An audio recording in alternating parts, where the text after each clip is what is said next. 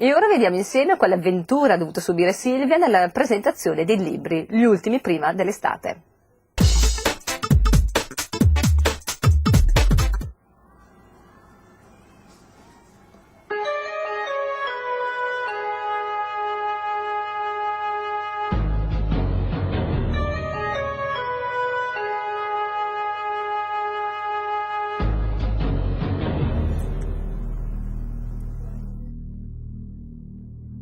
Dopo il successo mondiale di Into the Wild nelle terre estreme, Jon Krakauer torna con questo intitolato Dove gli uomini diventano eroi.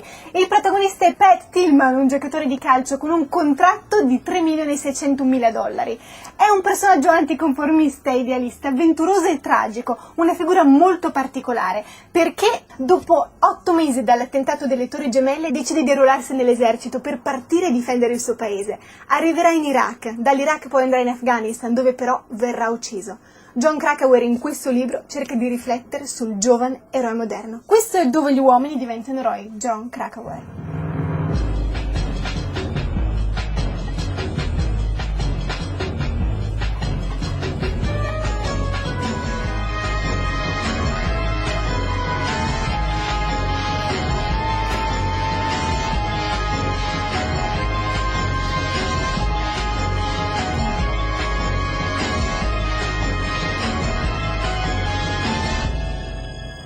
È uscito da poche settimane il nuovo libro della famosissima scrittrice Stephenie Meyer intitolato La breve seconda vita di Brie Tenner.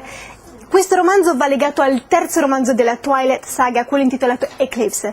Brie Tenner è la vampira neonata creata da Victoria per vendicarsi di Bella. Insomma, la storia dei vampiri da un nuovo punto di vista, quella dell'antagonista. Un libro da leggere tutto d'un fiato. Questa è La breve seconda vita di Brie Tenner di Stephenie Meyer.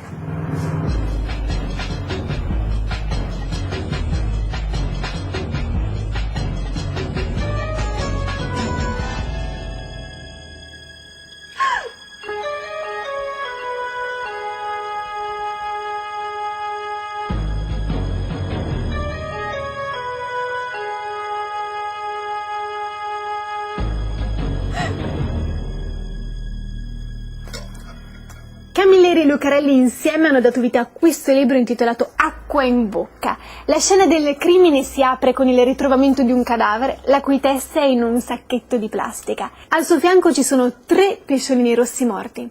Spetterà a Grazia Negro e Salvo Montalbano risolvere il caso. Ed è molto divertente assistere all'incontro di personaggi diversi nella stessa narrazione. Con una differenza però: Salvo Montalbano non ha i capelli e parla italiano. Questo è Acqua in bocca di Camilleri e Lucarelli.